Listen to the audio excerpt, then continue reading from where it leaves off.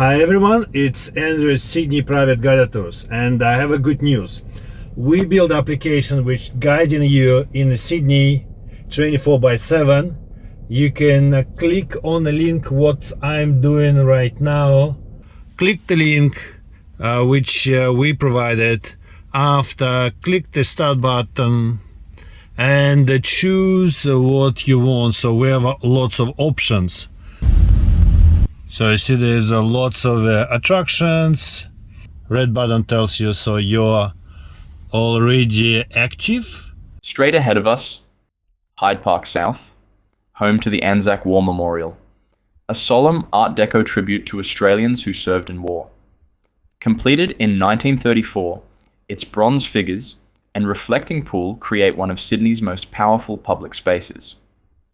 The pool of reflection mirrors the memorial's geometric profile down its central axis. Fraser Fountain offers a quieter spot among the trees. Park Street separates this southern section from Hyde Park's northern half. A quiet oasis. Now, on your right, the Australian Museum, the oldest museum in Australia, founded in 1827. Behind that grand Italianate facade lies one of the world's most important Indigenous Australian collections, alongside a world-class mineral gallery and life-size dinosaur skeletons.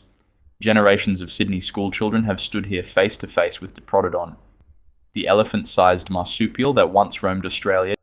Now, ahead on your right, St Mary's Cathedral, the largest Catholic church in Australia. This soaring sandstone masterpiece is built in the English Gothic Revival style, modelled on the great medieval cathedrals of England. Its story began in 1821 with a simple wooden chapel, completely destroyed by fire in 1865. The twin spires you see were left off when the cathedral first opened in 1882. They were considered too expensive at the time. The building stood for over a century without them, until the year 2000, when they were finally completed at last. The architect. Now, ahead on your left, statue of Queen Victoria, monarch for 64 years, and her devoted Prince Albert, the bronze pair that gave its name to an entire era and watches still over the heart of colonial Sydney. You are passing, on your right, Hyde Park Barracks, a UNESCO World Heritage Site, designed in 1819 by Francis Greenway. On your left, the Archibald Fountain at the northern end of Hyde Park's tree-lined avenue, designed by acclaimed French sculptor François Sicard. At its center stands Apollo, surrounded by Diana, Theseus, and Pan in gleaming. Now, on your right, the Sydney Mint, built in 1816. During the gold rush, it was converted into a Royal Mint branch and struck Australia's first gold. Now, on your right, Sydney Hospital, Australia's oldest hospital, founded in 1788 with the First Fleet. At the gate stands Il Porcellino, a bronze boar from Florence. Tourists rub his nose for luck. Now, ahead on your right, Parliament House, New South Wales, the oldest parliament in Australia. It began in 1816 as part of Sydney Hospital. It became the Legislative Council Chamber in 1820.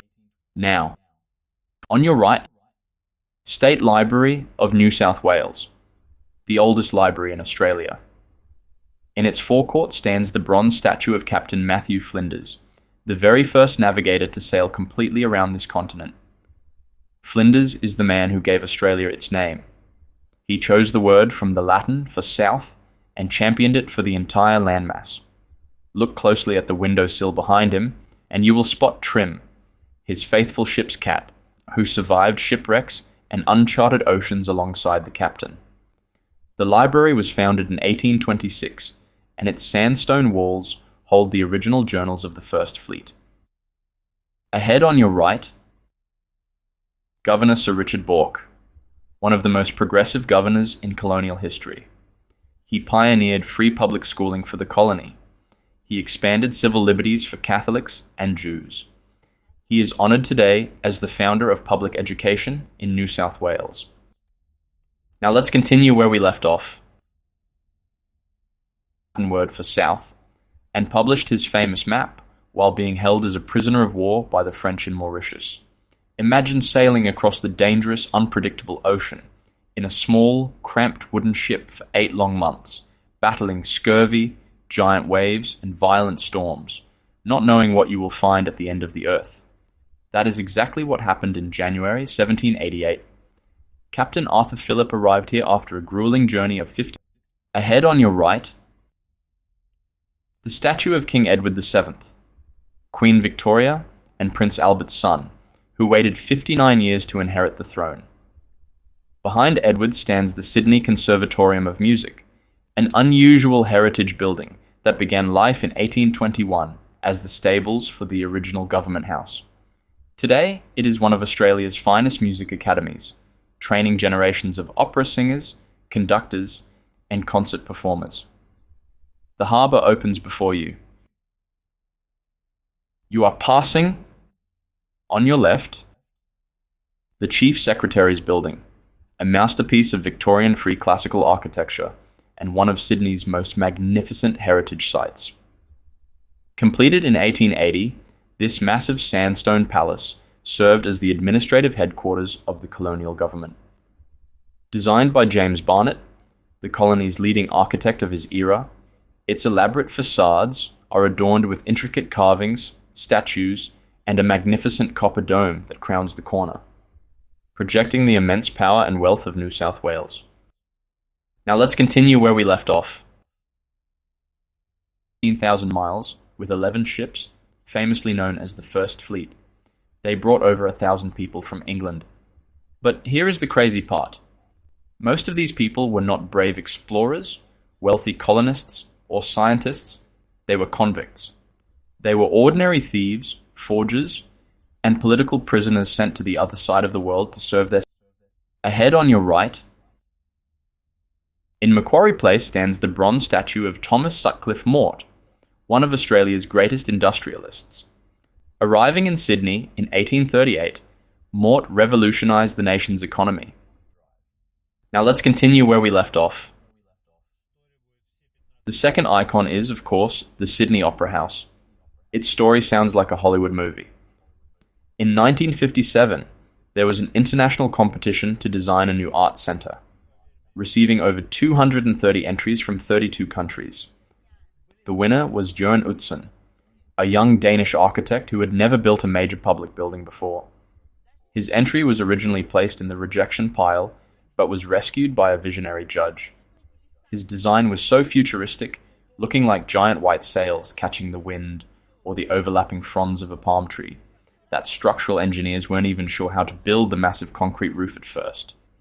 The project stalled for years until Utzon had a breakthrough, realizing all the curved shells could be perfectly derived from the surface of a single, massive imaginary sphere. It took 14 years and over 1 million self-cleaning ceramic tiles imported from Sweden to finish. Sadly, due to intense political pressure and budget disputes, Utzon resigned in 1966. Now coming up, you are passing. As we continue along the waterfront, look to your left to see the Park Hyatt Sydney. Tucked right at the edge of the harbour, this is arguably the city's most exclusive hotel. With unparalleled, sweeping views of the Opera House across the water, it is the accommodation of choice for visiting celebrities, heads of state, and royalty. Just after the hotel, also on your left, you will pass the overseas passenger terminal, the beating heart of Sydney Port. This massive docking facility welcomes some of the largest luxury cruise ships in the world right into the city centre. Imagine the spectacular view passengers get as they sail directly between the Harbour Bridge and the Opera House to dock here. This very cove has been a bustling hub of maritime activity since the First Fleet arrived in 1788.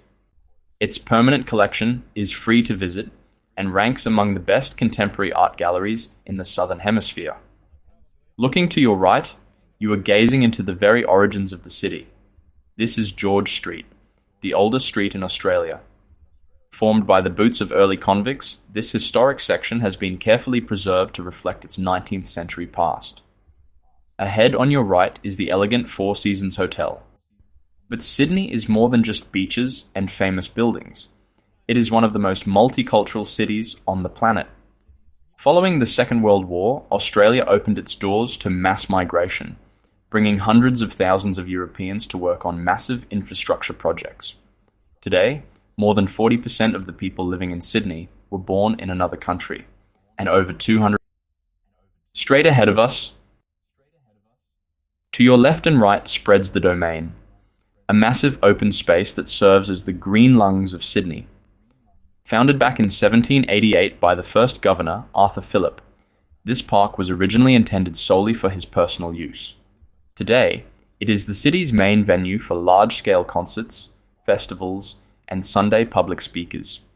We are heading along its shaded avenues towards the Art Gallery of New South Wales. Ahead on your right stands the Art Gallery of New South Wales, one of Australia's finest cultural institutions. The original neoclassical building dates from 1872, and for over a century it stood alone on this hill overlooking the Domain. Mrs. Macquarie's Chair, one of Sydney's most photographed viewpoints, a bench cut directly into the sandstone rock in 1810 on the orders of Governor Lachlan Macquarie for his wife Elizabeth. From this point, the Opera House and Harbour Bridge frame the harbour in both directions.